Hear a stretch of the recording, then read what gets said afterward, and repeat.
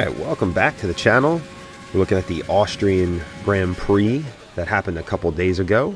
I am the Game Bro, and this is the F1 reviews part of the channel. So, kicking it off, home race for Red Bull. You know, you got to milk some cows, do some weird Red Bull shit in the lead up to this. Week 2 of the triple header, and the first of back-to-back Austrian races. We'll call one the Styrian Grand Prix, one the Austrian Grand Prix, whatever. Red Bull come into the weekend as the favorites, with the points gap in the drivers and constructors widening out a little bit. Will Ferrari have an answer after the poor French Grand Prix? How much more will we hear about the Russell-Bottas swap?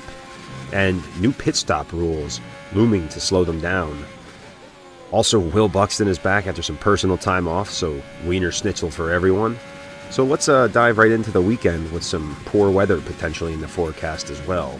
Jumping into FP1, traffic the typical issue on the short circuit.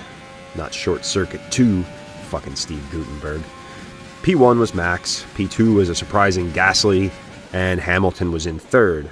FP2, Sainz spins for the second consecutive session, Bottas with his embarrassing spin on the pit lane launch, luckily missing out the McLaren guys, earning a 3-place grid penalty for Sunday. P1 was Verstappen again, P2 was Ricciardo, that's about the highest he's going to do anything all weekend, and P3 was a very shock surprise Ocon, also about the only good thing he's going to do this weekend. FP3, Maspin spins again, his second of the weekend, the gift from Gunter not doing anything for him. P1 was actually Hamilton now, P2 Verstappen, P3 Bottas, as quali sims were put in. Max's final lap was also deleted. So on the qualifying, surprising exit from Ocon in Q1. In Q2, Russell misses out by 8 thousandths, with Sainz and Vettel and also Ricciardo missing out.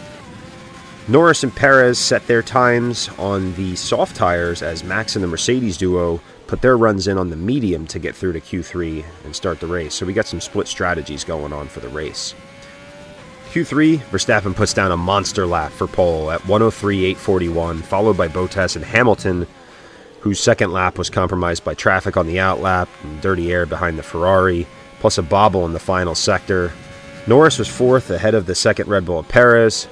Yuki Tsunoda took a 3-place grid penalty for Sunday after blocking Bottas's first flyer, not really getting out of the way. And that's a big deal because that puts him back down, I think, to 11th or so.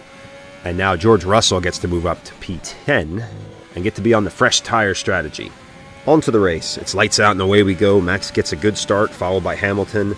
Norris is able to hold third in front of Sergio Perez. Leclerc's front wing grabs Gasly's rear, causing a puncture, and then makes contact with Giovinazzi, causing a spin, and also bouncing off of Latifi for good measure. Leclerc has to pit for a fresh nose. Gasly is retired as well as a pit stop for Latifi. On lap 10, Sergio Perez finally gets by Lando Norris, but he's already a wide margin off of the leaders. Then a lap later, Valtteri gets past Norris as well and charges towards Perez as the McLaren seems to be more worried about the Ferraris. On lap 27, George Russell pits from 8th, holding well too, but hydraulic issues slow the stop, and that seems to be an ongoing problem for a few laps. Perez pits and has a long stop, dropping him behind Bottas after his stop.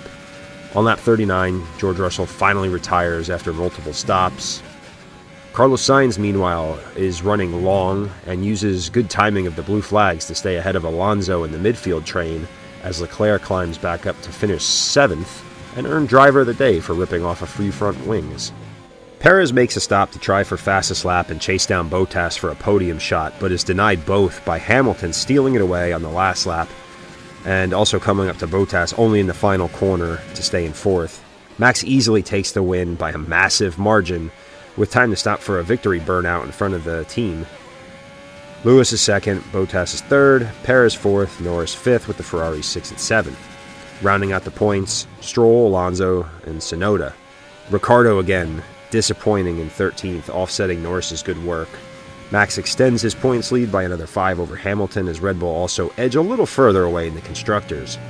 Ferrari close in a few on McLaren as well as the AlphaTauri and Aston Martin battle staying pretty tight. So that was the Austrian Grand Prix. What do I think about it? You know, What it really boils down to is this is your typical F1 race. Some people were disappointed. You know, you still had some good midfield battles. There wasn't battles for the lead. There was no Max and Lewis head-to-head. But you're going to have these races, you know. And it also just looks like the Red Bull dominance is starting to be a little bit more noticeable. And heading into the second race at Austria and the third of the triple header looking to be probably no different unless there's some weather or Mercedes have 4 days to figure something out. I doubt it. Ferrari race pace was also pretty impressive as their qualifying pace wasn't totally there, which you'd expect.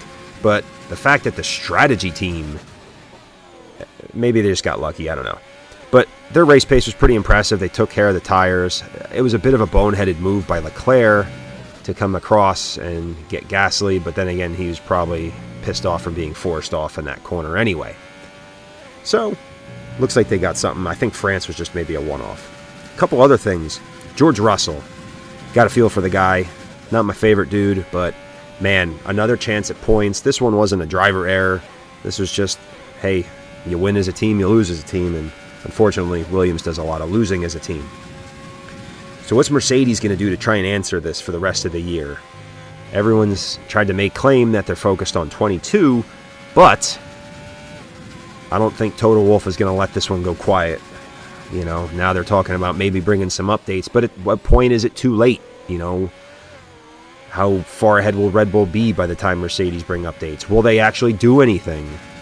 So, not real sure.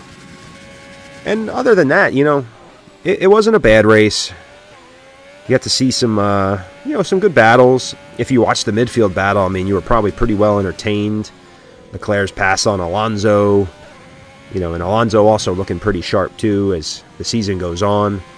So that's been my review and thoughts on the Styrian Grand Prix, or whatever it was called that Brundle and, Crofty repeatedly said through the broadcast. But yeah, like I said, Will Buxton was back, so you got to have some post-race stuff. I was pretty aggravated about the French GP. You didn't really get a complete post-race show. So at least we got we got the wrap-up, we got the warm-up, and all the usual BS that goes on with the weekend that Bernie never let happen. So guys, thank you very much for watching. Hope you liked the video. Hope you like my sim racing. If you don't, tell me what I should do differently. I don't know. But give me a like, comment, subscribe, do all the little bell stuff. If you're into games, check out my game review section of the channel. That's primarily what it is, but I'd love doing this as well. Till next week, when we take a look at the second Austrian race, I've been the Game Bro. Wherever you are in the world, have a great night. Bye.